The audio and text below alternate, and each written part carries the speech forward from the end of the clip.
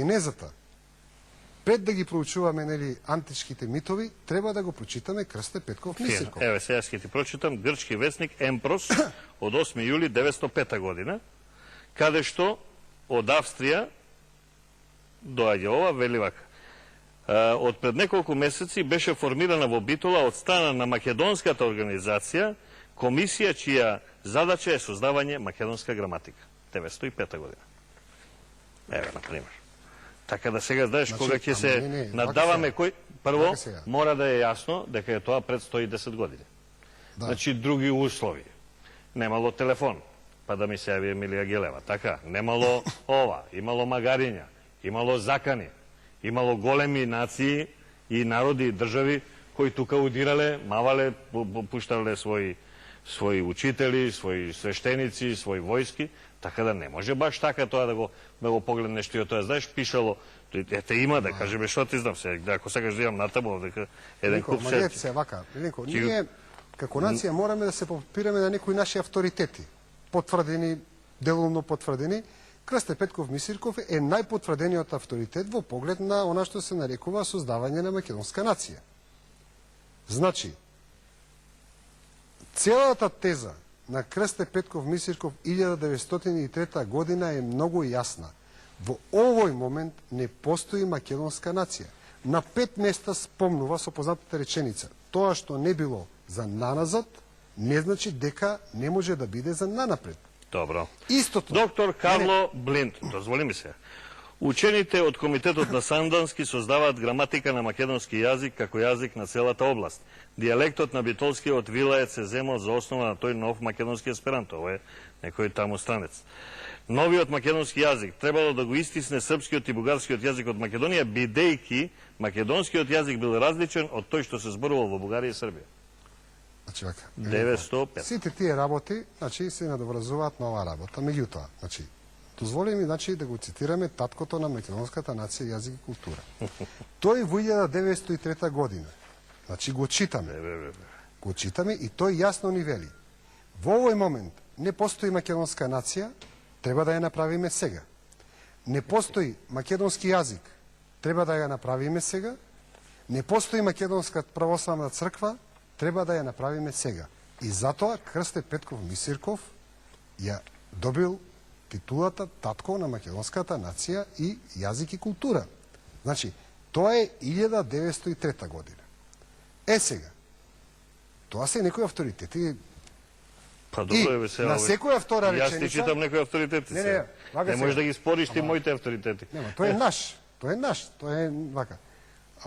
На секоја втора страница вели дека македонците се словени и дека словените треба да бидат, словените кои живеат на таа територија Македонија треба да ја прават таа македонска нација.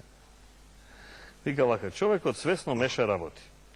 Ајде, слово. Кажи му дека во чест на освојувањето на Грција Филип изградил споменик Лав, кој постои и денес, не прадедо му, туку 100 години по Александар III,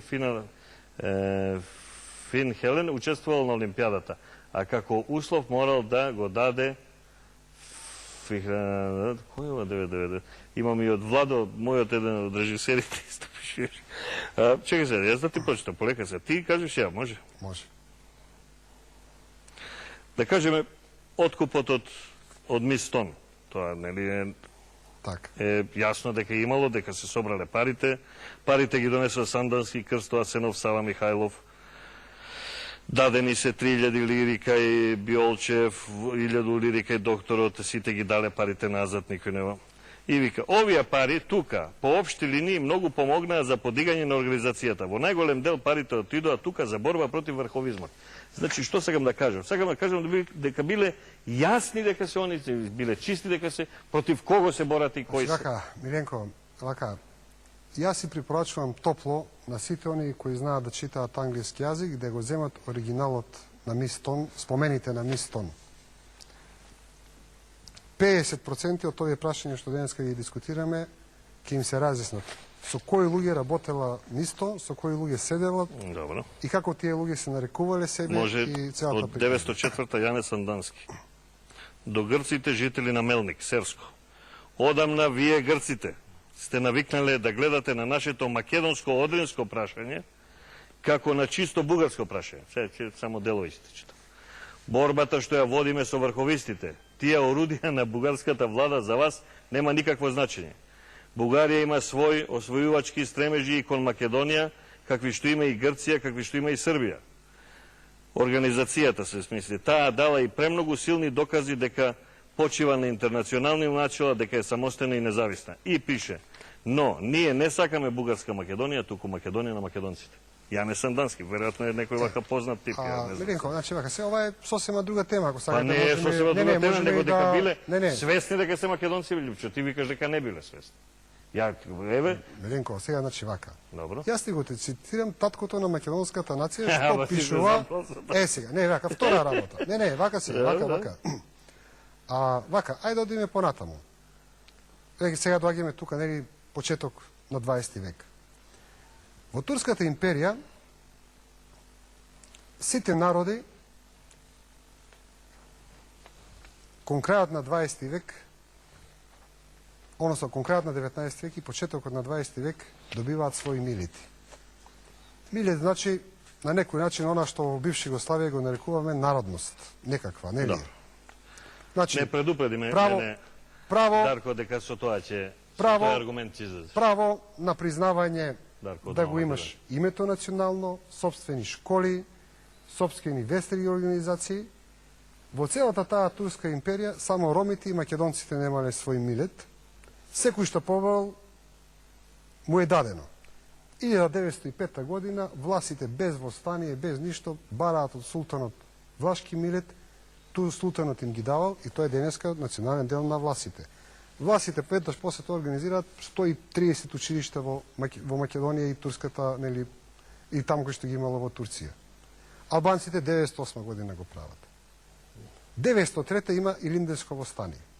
Зошто нема барање за македонски милет од востаниците? И зошто воопшто пред сите тие 35 години кога се давали милети, никој од Македонија не побарал посебен македонски милет. Тоа е горе-доле време, сега не е Крсте Петков Мисирков, ова е друга револуционерна структура.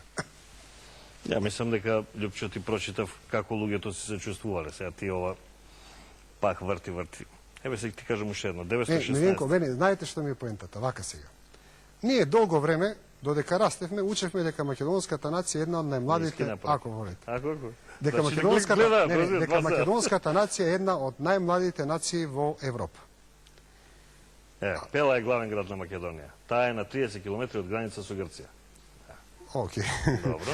Значи вака, ние растевме, нели, комунистите вакви такви не забегуваа во некои други димензии. Меѓутоа, се знаеше дека и растевме со тоа сознание дека македонската нација е една од најмладите нации во Европа. Така беше, се сеќаваш. Да, супер погрешно сознание. Значи, после тоа денеска имаш ти босанска нација која е уште помлада од Македонија, бошнечка. Имаш црногорска нација. Тоа се срби со погрешна религија. Океј, црногорци кои имаш која е исто така помлада нација. Зошто ние патиме тој комплекс да прифатиме дека сме една од помладите нации, кога аргументите јасно го зборуваат? И што е тоа што не прави нас денеска помалку македонци, ако да речеме, кажеме дека во граѓански смисол нашата нација потекнува од почетокот на 20 век, ако нашите корени ги гледаме во словените, како сите други словенски народи на Балканот. Затоа што на тој начин нашиот идентитет, име и историја значи идентитетот и името се мени, а историјата се скратува. Ете затоа. Многу прост е одговорот, не знам дали еве у 3 збори. Може ти прочитам малку? Може, да си прочитам. Добро. Француски разузнавачки документ 916, малку посовремено.